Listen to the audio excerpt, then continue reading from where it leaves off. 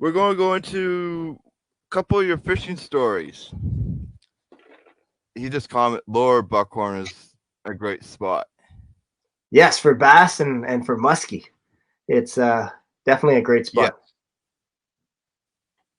Yes. Well, they probably know a lot about the muskies because they've been trying to target them all the time when we're out there. Yep, for sure. What other questions did you have for me, Andrew? Uh, we're going to go into a couple of your fishing stories. All right, for sure. I see one of our CFN Fish Off sponsors, Tyler Russell, Yes. huge supporter of the Fish Off. And so I just want to thank Tyler Russell from Sid Fish's Jigs.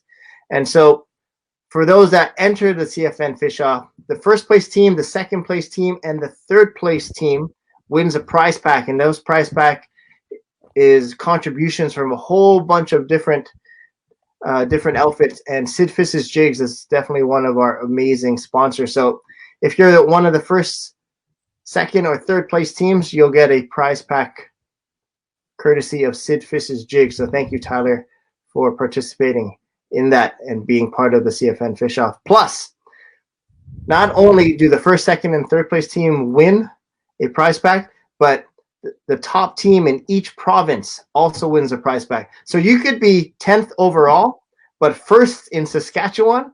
So there's a specific Saskatchewan prize pack. Or you could be, 25th overall, but you're the first team, the highest ranking team in Nova Scotia. So there's like a Nova Scotia prize pack. So we have the provincial prize packs. We have first, second, and third place team.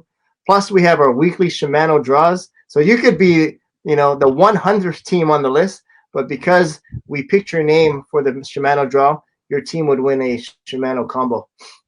And then plus on top of that, like I said, the winners get to move on to film for the CFN Fish Off TV show. And you might not win the tournament, but because we have to fill some other team slots and your team is like the most entertaining, or you fill a demographic that the other teams don't fill, there's other wild card spots that you might be selected by the judging panel, even if you didn't win, but we would ask you to represent your province to be on the TV show. Oh, nice.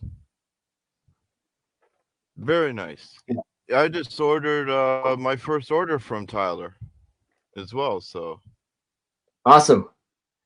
Definitely support Canadian tackle makers. Yes. And Eric comment on how do you enter the CFN Fish Off? I think he already explained it. You go to the CFN website and you register there. Yeah, so just the website is cfnfishoff.com, and right there you'll see a registration link, and then you just put in your team info. There's a couple questions you need to answer, and then we'll send you out information with regards to the rules and the start date and all the information you need to know to compete in the tournament. But like I said, it's your ticket to be on your own full-fledged fishing show on WFN. So that's pretty amazing. For those of you that don't have WFN or seen it, Primetime Fridays has the longest standing fishing shows in Canada. So on Primetime Fridays, there's Bob Izumi, and then it's the CFN Fish Off right after the Bob Izumi fishing show. And then right after that is Fishing Canada. And then right after that is Italo show. So between those four shows, like you're going to be smack dab in the middle of Italo show, Bob Izumi show, and Angelo Viola show. So it's an amazing opportunity, and anyone can win. And you don't even have to win, because you might be selected just because you're an amazing personality or an awesome angler or entertaining on camera. So you don't even have to win to be selected to be on the show. Oh, nice. We're going to take one more question, and we'll let you tell your story. It's from Jamie. Question for Michael. Have you spent a lot more time on the Triad Lakes? I have also fished Curve Lake in the past. How about you? Any interests out there? I don't think I've actually been on the Tri Lakes. Is that also in Buckhorn, Jamie? are the Tri Lakes in Buckhorn? And like, what are the names of the Tri Lakes? I'm not. I might have been there if I don't know which Tri Lakes you're referring to. Mm-hmm. But on Pigeon Lake, which is in that area, is where I hooked my very first muskie, and I wasn't even muskie fishing. Oh There was like wow. a rock. There was a rock shoal, and I was throwing a Senko, and I snapped off, and I was lazy, so I put a octopus hook straight on braid, and then put my Senko on. I was like, oh, I'm bass fishing anyways. I don't need a leader. Fish are biting hard.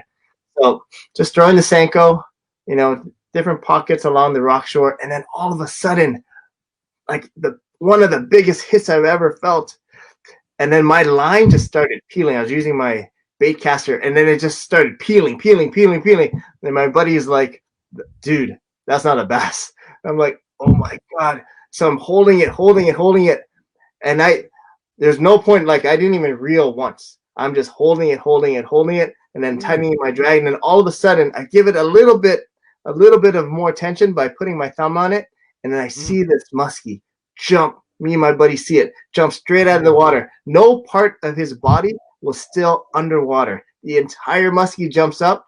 I'm holding it. I'm like praying that I'm going to keep it. It lands. And then I guess the way it landed, or the amount of tension on the line, it just snapped. Plus, I didn't have a leader. I didn't even have a fluorocarbon leader. So braid, like stretch braid and sharp objects like a musky teeth, is not a good pairing. And then it snapped. Then my heart dropped. And that was my first muskie. And who knows how big it was, because it ran so far when it jumped. But even though it was way in the distance, it still looked massive. So me and my buddy are estimating a muskie in the 40s, but who knows? Next year, that muskie will probably be 45 when I tell that story. And then the year after that, that muskie will probably be in his 50s. But yeah, who knows? So so buckhorn, pigeon, and shimong. Yes, I have fished all of those. So that story that I told you is from pigeon. And my largest muskie is also from pigeon. And maybe I'll post a picture. And it was 48 inches. And that was last summer. So that was a fun time. Probably in the fall, like late in summer, early fall. Upper Buckhorn, amazing. And also, I've definitely fished all those Tri Lakes in the Buckhorn area. And whether it's largemouth, smallmouth, walleye, or muskie, if you've never fished buckhorn, pigeon, or shimong, they're all amazing places to go.